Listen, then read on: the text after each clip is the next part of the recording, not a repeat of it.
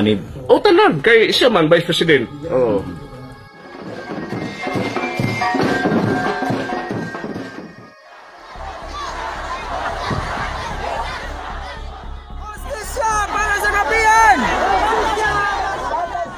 Usap-usapan ngayon ang kumakalat na video sa kalto ng Socorro Bayanihan Services o SBSI sa Sitio Kapihan, na kung saan ay isinasagawa ang kasalan ng mga batang menor de edad. Pinipilit umanong magpakasal at makipagtalik ang mga menor de edad na babae na miyembro ng SBSI, sa mas may edad na partner na lalaki, sa pagsasabing daan nila ito para makarating sa langit. Ang sistemang ito ay kautusan umano ni Senior Aguila, na ang tunay na pangalan ay J. Renz Colario, na siyang pinuno ng kalto na nakabase sa Surigao del Norte. Ngunit sino nga ba si J. Renz Colario, at saan siya nagsimula?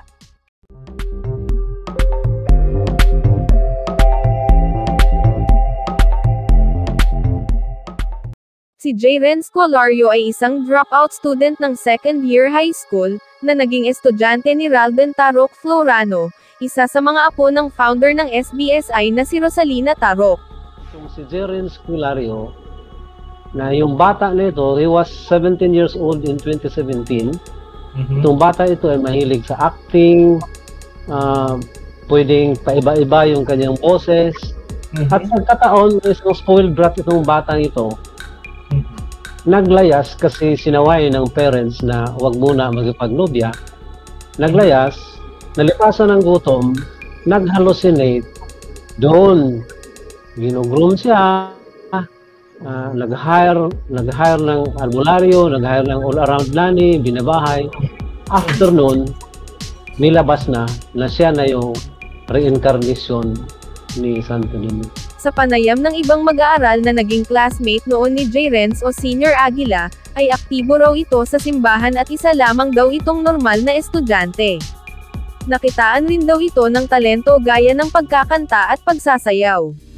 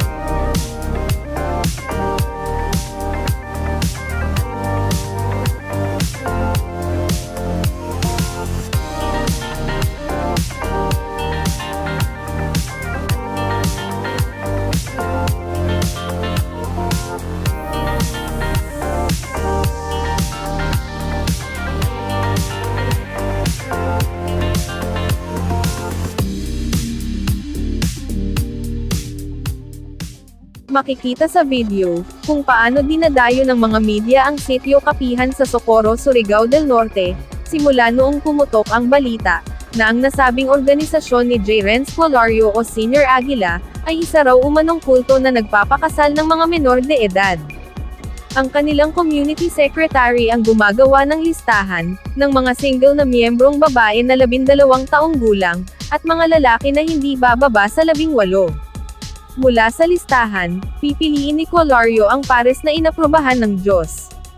Hihilingin daw ni J. Renz Colario na ang bawat miyembro, ay magkaroon ng partner at makipagtalik sa partner na iyon pagkatapos ng kasal, dahil ito ay isa sa mga batas ng SBSI, upang magkaroon sila ng lugar sa langit. Inihalintulad raw ni Colario ang Sitio Kapihan, na isang uri ng enclave kung saan nakatira ang mga miyembro ng kulto, o parang isang arko raw ni Noah, kung saan ang mga dapat pumasok raw na nilalang o hayop ay magkapares. Magandang umaga po sa ating lahat. Una-una po, ako ay nagpapasalamat sa Chairperson ng Committee on Public Order, si Senator Doroy de la Rosa, sa maagap na pagtawag ng pagdinig na ito. In this particular issue, time is really of the essence. Every minute that a child is in danger, is a minute that we fail in our duty as a society. At sa bundok ng kapihan, sa mga kamay ng liderato ng kulto, may mga batang patuloy na inaabuso. Bakit po mahalaga ang characterization ng kulto, Mr. Chair? Dahil po ang paglilinlang at pagsasamantala ng kahinaan o vulnerability ng mga tao to effect their movement or transfer for exploitative or abusive purposes ay human trafficking. Ang kulto ang paraan nila para magawa ang pang-aabuso sa mga bata at ang paglabag sa batas ng Pilipinas na hindi mamatyagan o mahuhuli. It is an essential part of how they were able to commit the crimes of rape, facilitation of child marriage, child abuse, theft of social welfare benefits, and others. Ano po ba ang mga elemento ng kulto batay sa mga eksperto? Una, excessive control through rigid rules and severe punishments, and the suppression of independent thought. At pangalawa, deviant practices that deviate from social norms and laws. At pangatlo, charismatic leader who encourages blind fanaticism. Doon muna tayo sa excessive control. Sabi po ng liderato ng SBSI sa mga interviews, parang normal subdivision lang daw ang kapihan. Ewan ko lang, pero sa subdivision namin, di nila nire-require ang iisang gupit para sa mga babae.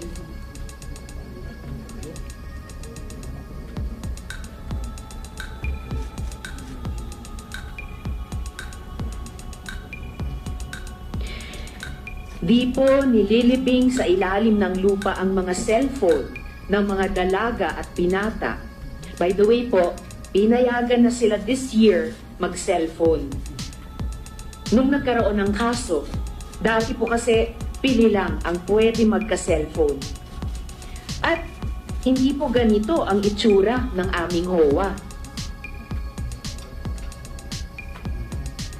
Sabi din po ng aming nakapanayam, ang mga di sumunod daw sa rules, kinukulong sa tinatawag na foxhole, pinapadel o pinapaswimming sa tinatawag nilang Aroma Beach, na isang hinukay na area na puno ng dumi at ihi ng tao. Pangalawa, deviant practices. Ang Sitio Kapihan ay nasa loob ng Barangay Sering, na nasa loob naman ng munisipyo ng Socorro.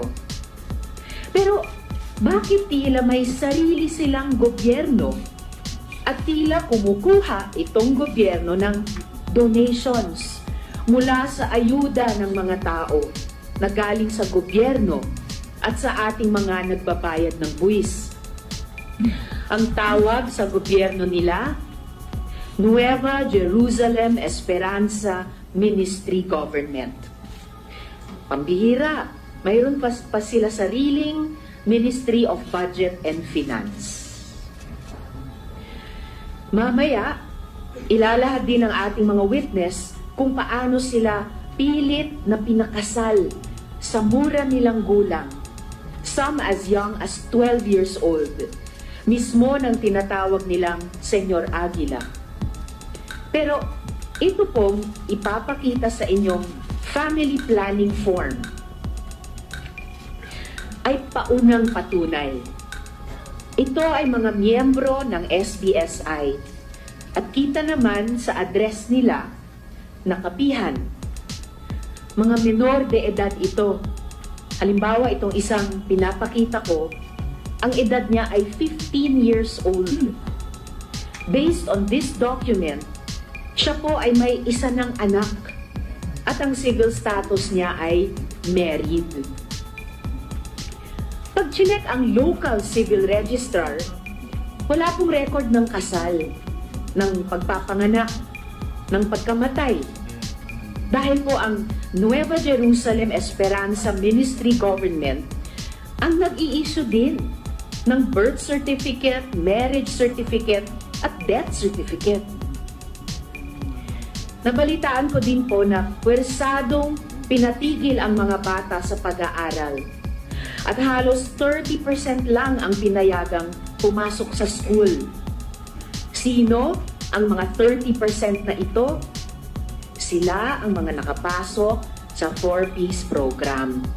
Sayang nga naman daw ang makukuha na cash transfer dahil makakaporsento pa ang kulto. In fairness naman sa kanila, may at least 2 lehitimong proseso ng gobyerno sila na sinasalihan. Ang pagkuha ng ayuda at ang pagboto sa local at national na eleksyon. Sayang nga naman ang command vote. Kakaiba din talaga ang karisma ni J. Renz Hilario o ang tinatawag na Senyor Aguila. Ayon sa ating mga witnesses, siya ay nagkakasal, nagbibinyag, nagpaparusa, nagbibigay ng atas sa araw-araw. Tama naman siya sa mga media interviews. Hindi siya ang Diyos. Siya ang reincarnation ni Santo Niño. Siya ang Ginoo. Sus Ginoo. Why is this important to lay down, Mr. Chair?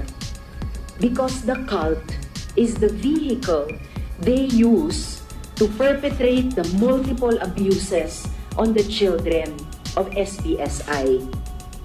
The cult is the cover to avoid scrutiny. The cult is what they use to provide impunity to its leaders.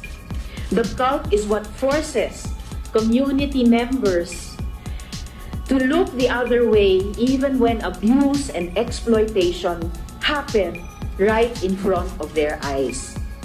Sabi nga sa isang pelikula, if it takes a village to raise a child, it also takes a village to abuse one.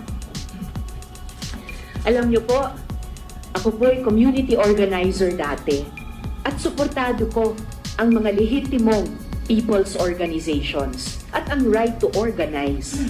But when organizations are used to abuse children, when they are used to avoid the laws of the land, we need to take action. Ako po'y nagpapasalamat sa mga ahensya ng gobyerno na mabilis na nagresponde, lalo na ang DOJ, including the IACAT and the Bureau of Immigration at ang DSWD. Nagpapasalamat din ako sa Diocese of Surigao para sa kanilang panawagan para sa kaligtasan ng mga taga-kapihan na biktima ni J. Renz at ng kanyang mga kasama. Sa mga residente ng kapihan at miyembro ng SBSI, wala po kami balak na tanggalan kayo ng tahanan at ng komunidad. Ang gusto namin ay mapanagot ang mga may sala. At pag managot ang may sala, mapoprotektahan ang inyong mga anak. Mababalik sila sa pag-aaral at buong-buo ang inyong mga assistants mula sa gobyerno. Nagpayaman ang mga may sala habang kayo ay naghirap. Pinilit nila kayong ibenta ang inyong mga lupa at bahay at pinatira kayo sa mga barong-barong. Samantalang sila,